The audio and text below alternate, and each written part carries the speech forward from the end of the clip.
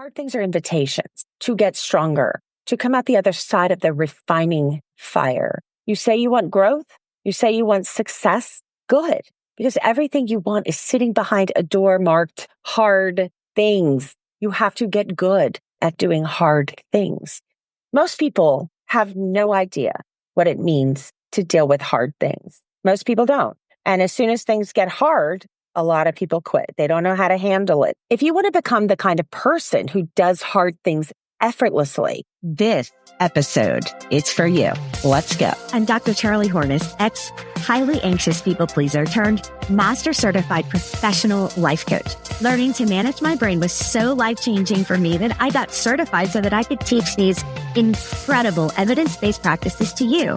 Are you ready for massive change? Let's go. A lot of people have been born into things being easier than others. And I definitely relate to that. I've not had it that easy, but I'm also, aware that I have some privilege that other people don't. But I understand my perspective and I understand my own biases for the most part and challenges. And I definitely try to have awareness about those things. But hard is a wonderful opportunity. And we need to talk about exactly what hard means. But before we get started, I want to take a moment to talk about something truly important, your mental well-being. Life can be overwhelming, and sometimes we all need a little extra support to navigate the ups and downs. And that's why I'm excited to tell you about BetterHelp. That's HELP. And they are sponsoring some of our episodes this spring. And we're super excited about this. BetterHelp is the world's largest online therapy platform. And right now you can grab 10% off your first month by just going to my affiliate link, betterhelp.com/art of. That's BetterHelp, HELP.com/art of, ARTOF. Now, let's get back to what hard really means. One of the greatest things that I ever learned from my coach is pretty much, quote, one of the most delicious things in the world is succeeding through something hard, because all of the things that come with that, there's nothing better. It's phenomenal and it's life-changing. We need to expect the resistance, and then we need to override it and power through it, but in a systematic way. I can tell you, suck it up. Life is 50-50. Things are going to be difficult. Well, yeah, but if you don't know how to deal, if you don't know how to override the default, if you don't know how to manage your brain, even if you expect the resistance, you're not going to be able to change your default. This is how you develop resilience and how you set yourself up for massive change and massive success. This is basically like your brain being a GPS system. It's Siri in your phone or whatever. If it believes that you can't get to the destination, it won't even start the journey. It won't even try. How do we smash this entire awful cycle? You reframe. So your brain resists these hard things until you train it not to. You will live forever unconsciously in your survival mechanism until you understand that you manage all of that and you can change it at any time by moving into your prefrontal cortex, your adult brain, your thinking brain. This is how you develop resilience and you set yourself up for massive change and massive success. But it's totally counterintuitive, which means you have to step up your thinking game and start managing your brain. Now I want to jump into one of my favorite areas of discussion is philosophy, and we're going to throw a little physics in there too. I'll show you what I mean. But let's start with a quote. It's a little deep, but follow me on this. The first basis from which a thing is known must itself be self-evident and not subject to prior explanation. That was from Aristotle's first principles concept that he writes about in metaphysics. And Aristotle, in case you're not familiar, lived in the 3rd century before the Common Era. So his concept of first principles method teaches that real progress comes from breaking ideas down to their core truth and then rebuilding from there. So most people reason with analogy. That's copying ideas from what works for other people. Sometimes that works and great. But what's an analogy? Let me just remind you. It is a comparison that helps us understand something new by relating it to something we already know. So here's an example. Learning to ride a bike is like learning to swim. At first, it feels tricky and scary, but with practice, it becomes easy and natural. All right. Now, if you're telling that to somebody who's never ridden a bike before and never put effort into learning how to ride a bike, often they just believe you as if it's proven evidence, right? It may or may not be true, but that's how we live our life by analogy. Here's another example. A coach helping an athlete is like a teacher helping a student. Both give advice and guidance. Both help people improve at something. Yeah, okay. When people reason by analogy, they solve problems by copying what's worked before from what they've seen or heard, but probably not experienced. Because if we're making assumptions, it means we don't have personal experience. So we're copying what we think has worked before or what we've been told has worked before, even if it's not the best way of doing things. So many people function this way all day long. So why is this a problem? Sometimes old solutions or hearsay don't fit the problems at hand or the new problems that you're about to face. So instead of copying what others do, we need to break the problem down and find our own way. This is called first principles thinking, which is what Aristotle was talking about, right? True innovators, they strip everything down to its fundamental components, as in the facts of the matter, the evidence, what actually works, and then we start fresh. So how do we solve this problem with our thinking? We stop assuming and we start questioning. Gosh, everything always comes down to questioning, right? Challenging, pushing back, asking, where did this come from? Because when we're assuming, it means we don't have effort invested in something. We don't know what it is. So instead of just assuming, ask, what is the core truth here? Break it down.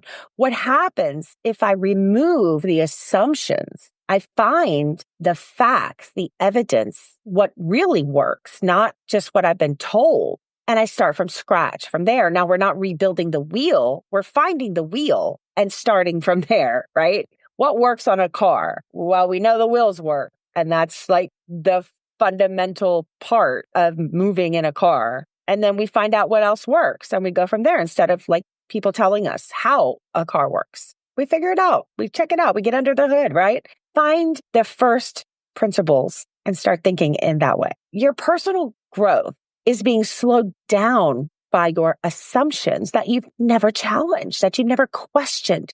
You've got to break things down.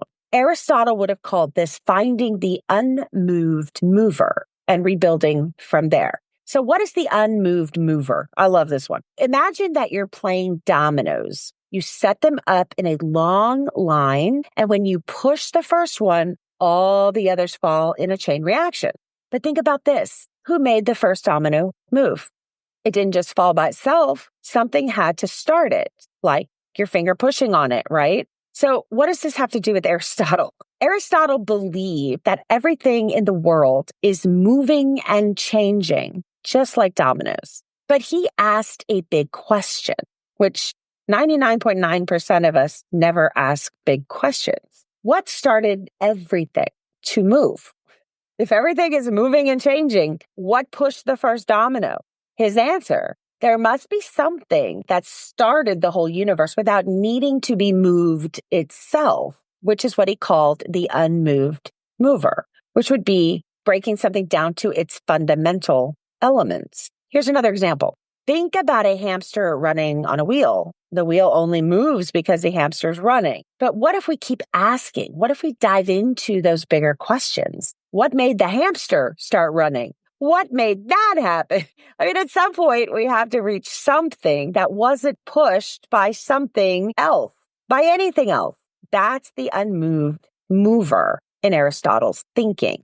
So that would also equate to breaking something down to, if you put a square block on a car and you put a round thing on a car, well, it will only move with the round thing, right? And something has to push it, but you get the point. Like, that is the fundamental of a car. Like, it's not going to work with a square. The bottom line, the unmoved mover is like the very first cause of everything. That's what we're trying to find when we're struggling with assumptions, right?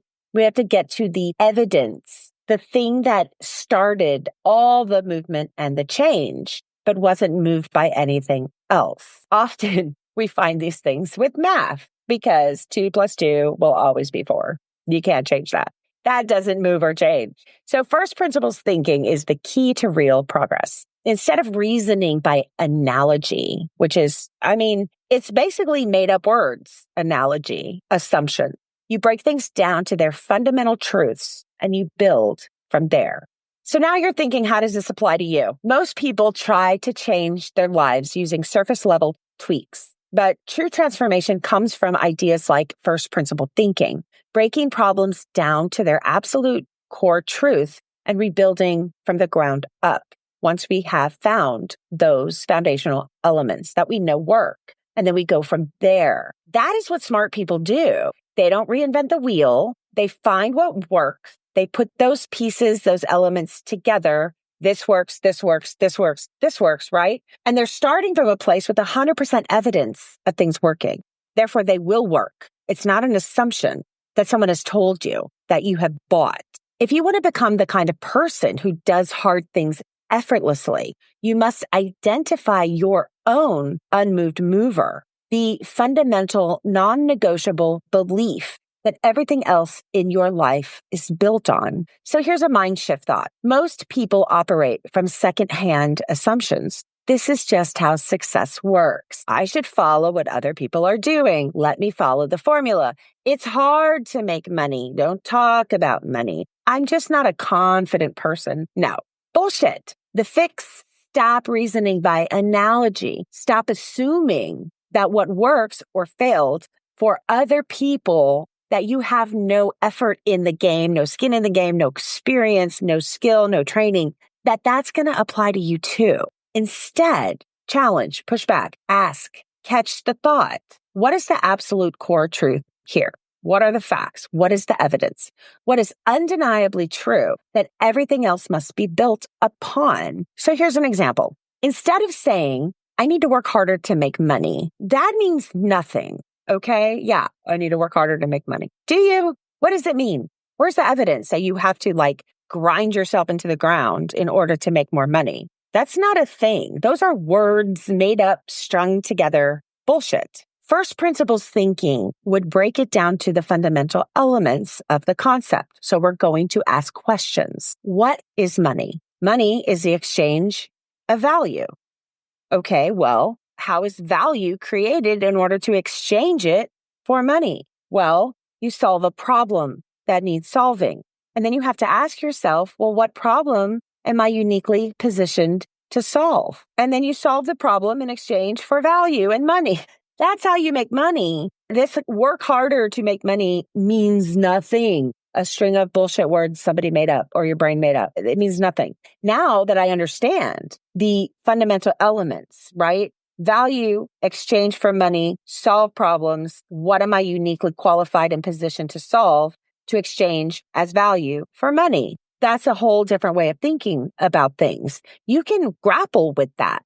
You can sit down and start writing a list of how you are uniquely trained, how you are uniquely experienced to solve problems. And then you can exchange that for money, which is different than just saying you got to work hard. It means nothing. Don't use bullshit words and convince yourself of stuff that's not true or useful. So your personal growth is being slowed down by living in the world of assumptions that you never challenge, that you never question. So we've got to break things down. I want you to find the unmoved mover in your life. What are the fundamental elements that you have evidence for? Challenge all the rest and rebuild from there. All right, here's that part about physics I promised you. It has to do with how everything is subjective that we're talking about. It's all subjective. It's all relative. And I'm sure most of you have at least heard of Einstein's theory of relativity. And let's talk about why your hardships feel like they last forever. Albert Einstein said, time is relative. The faster you move, the slower it feels. And he proved that time is not absolute. It's a construct that shifts depending on speed and gravity. So how does this apply to you? When you're in pain, self-doubt, or failure, time seems slower, making struggles seem permanent. But what's the truth? Nothing is permanent. And your brain is distorting time based on your emotional state. That book that I love, Super Thinking, they talk about, and I'm sure they got this from somewhere else, but these are two MIT folks that I love reading, MIT folks. They talk about imagining that you're in a train and you're looking out the window and everything seems to be rushing by you super fast and you are stagnant. But if you're on the ground watching the train go by, it's the train that is moving super fast and you are stagnant outside of the train. So, that is subjectivity, relativity. Everything is relative. Everything has its own bias, its own story, its own lens that we look through. And we have to constantly be looking for those biases. If you're struggling, you have to force yourself to move faster, right? If you're stuck in the muck because of pain, self-doubt, or failure, your brain is slowing you down. It's distorting everything to keep you in an emotional state that makes you what? Stay in the cave and never not be afraid. Never go out and risk anything. Your brain loves self-doubt, pain, emotional misery, because then you won't take risks and you won't die. And when you think about it like that, it's ridiculous. So when you're stuck in these things, when you're struggling, your brain is just trying to keep you from walking out the door and living in any kind of positivity and taking any kind of risk. It's just terrifying you into staying home all day. So when you're struggling, you have to force yourself to move faster. That's what you have to do. Speed up decision making. When you speed up action and learning, it shortens your perceived struggle. If something feels impossible, don't slow down. Accelerate. Lean into it. The slower you move, the harder things feel. The faster you move, the quicker you escape the illusion of struggle because it's relative. It's subjective. All right, here's another concept, the frame of reference trap. There is no absolute perspective, only frames of reference. That's from physics. Your entire reality is shaped by your frame of reference. What does this mean? If you feel stuck, it's not because you actually are stuck. It's because of your current frame of reference. You have to shift your perspective and the whole problem changes. So an example, if you're struggling in your career, you don't ask, why is this so hard? Why me? Why me? Why me? Instead, you have to challenge, push back, ask, if I were already successful, how would I see this problem differently? Every challenge becomes easier when viewed from the right perspective. Your struggles only feel hard because you're too zoomed in on them. You need to get what I call the aerial view. My coach talks about eavesdropping on her brain, which I love. And that's what the aerial view is for me. It is when you can begin to watch situations in real time, watch interacting with other people, and having this third person perspective. And instead of being stuck in the emotional rigor of everything and tied up and, hijacked by your amygdala into fight, flight, freeze, and fawn, instead you stay calm and you eavesdrop on the situation and your brain and the words and actions of other people in real time. And it's pretty brilliant. And for me, that always feels like, instead of being within the emotional turmoil of the storm that used to beat the crap out of me when I was in these, highly anxious situations at work, I have now gotten in the plane and gotten up into the atmosphere and I'm above the storm and I'm not involved in the emotional nonsense. And I'm watching the system because I know what it is. And that's what I'm doing. I'm watching, I'm eavesdropping, and I'm not emotional anymore.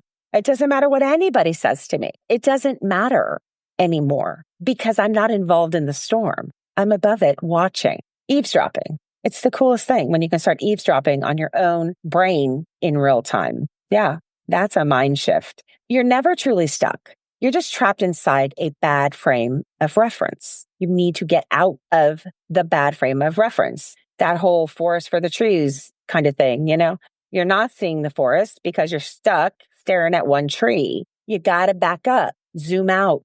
We also call this the balcony view. Get up there and see everything for what it is. And for me, you need that 30,000 foot view of the storm system. You need to see it because we're talking about systems. What have you been immersed in your whole life? What are the assumptions that you have been living by? What are the words on loop in your brain, the stories, the I can't cook nonsense that you've told yourself your whole life, that I'm bad at money. I can't go out and start a business for myself. I have to work hard to make money, and I have no idea what money actually means. Exchange for value. That's all it means, right? Change your perspective. Stop believing assumptions. Most of them are lies. You have no evidence any of them are true. Change your perspective, and it changes who you are massively. Change your perspective, and the challenge changes too. You don't even know what's possible yet. You're living in complete unawareness of abundance and possibility. Most people don't struggle because they lack talent. They struggle because they don't even see what's possible for them. It's like you're trapped in an invisible box. But for you, it's like painted on the inside. And you cannot see beyond it. And yet there's so much more out there. It goes on and on and on. The abundance, the possibility. It's amazing. How could you possibly know the possibilities that are out there for you if you've never even tried to look, if you're not even aware of them? Most women under-earn by 30% or more simply because they were never shown how to negotiate or how to ask for more. Or even if they can ask for more, they've never been given permission to even consider the possibility of making more, pushing back, challenging a question, saying this is not enough because they're living in abundant thinking. Most people don't even know what abundant thinking is. Things aren't going to work.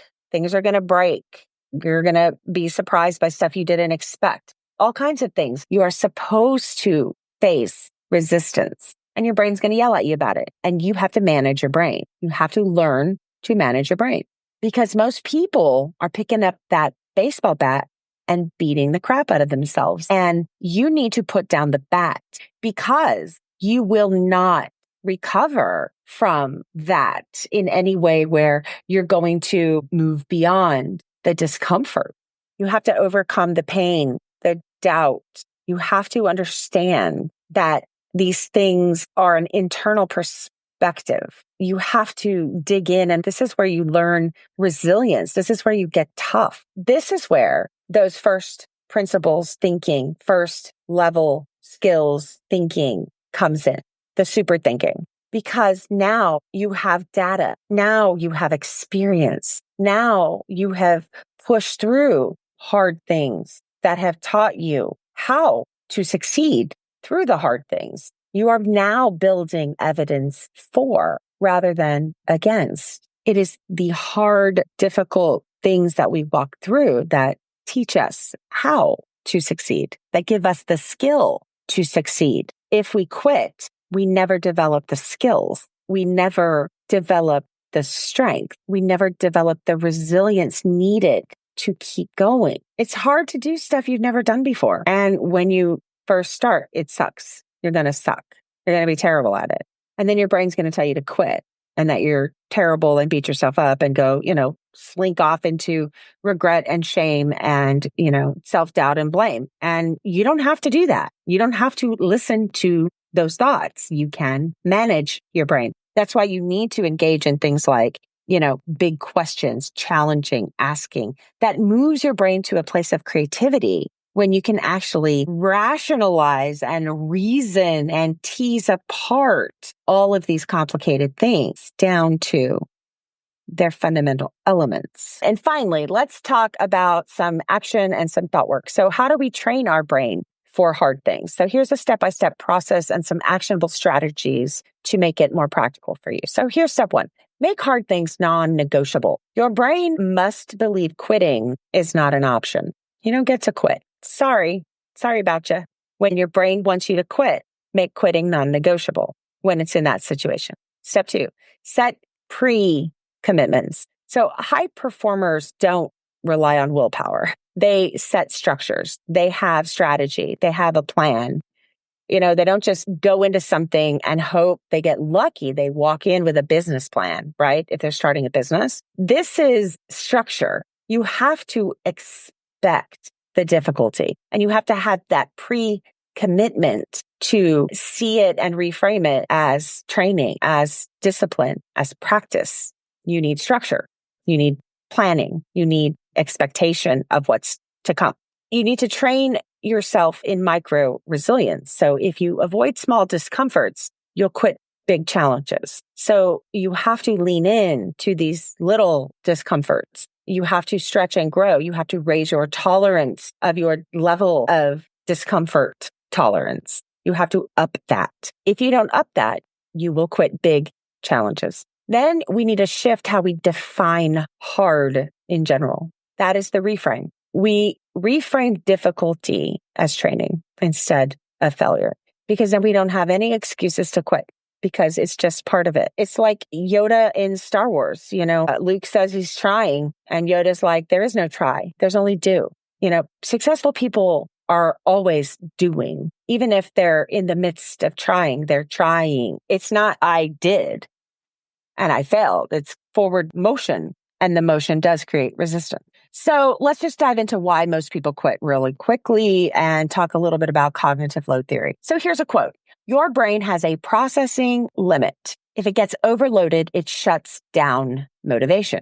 That comes from Dr. John Swaller, who studies cognitive load theory. And cognitive load theory explains why most people quit right before the breakthrough. So how does this theory apply to you? Your brain resists hard things, not because they're impossible, but because they require too much mental resources at one time. If you don't learn to manage the cognitive load, which is the mental resources your brain needs, and survival mechanism only does three things, right? It needs some help from the adult brain. It needs some thinking brain help here. It needs help managing the cognitive load, which is why you have to engage your thinking brain. Because survival mechanism stays safe, make sure that you're not dead, and conserves energy. That's all it does. So, when you're trying to deal with hard things and manage hard things, the cognitive load is too much for your survival mechanism. Then you get overwhelmed and you quit. So instead of tackling everything at once, you have to reduce cognitive load by focusing on one step at a time. Your brain doesn't resist hard things. It resists complex things. It doesn't know it's hard or not hard. It just sees complexity. It sees too much energy going out the door. And so if you can begin to see the cognitive load and how to sort of disperse that out in different ways, and most of that is just engaging your thinking brain and helping carry that cognitive load, that's a huge solution. You don't need more motivation. You need to make more challenges mentally simpler. You have to think them through. You have to break them down to that first principle thinking, right?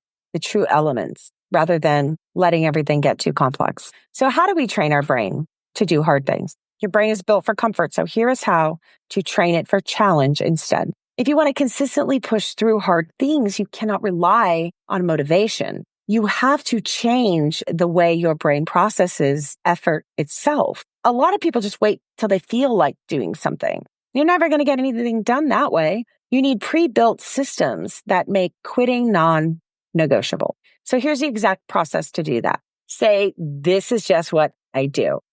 It's what I do. It's, I love meeting people who run. They say, I'm a runner. Like, that's what they are.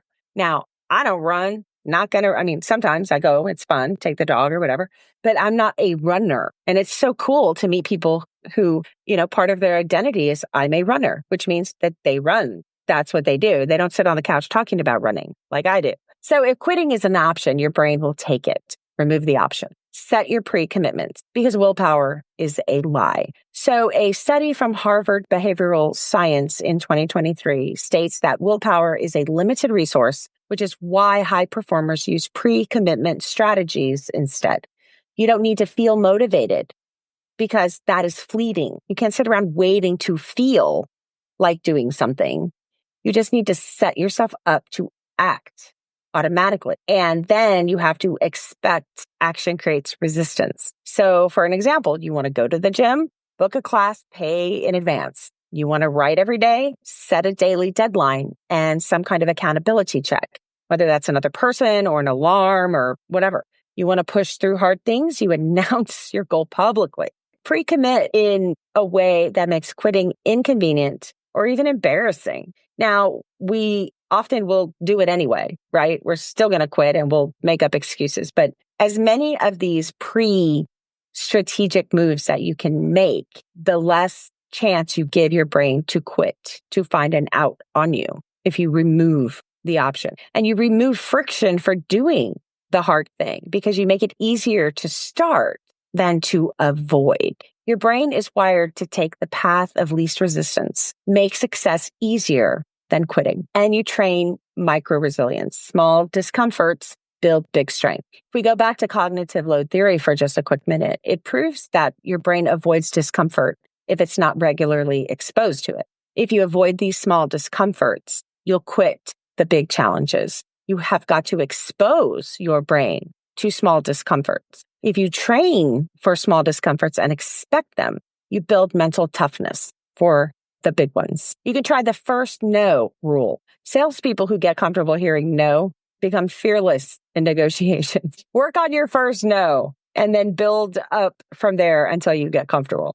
Deliberately do one slightly uncomfortable thing every day. It could be as small as ending your shower with cold water or making an uncomfortable phone call or doing that, cold call or whatever it is, taking a different route to work, something that is safe but uncomfortable. Your brain adapts to the discomfort if you train it to. You can also shift how you define hard. This is the reframing of difficulty as training. If we look at cognitive reframing research from Stanford in 2023, it shows that the way you label difficulty determines how your brain processes it. So if you see effort as struggle, your brain resists.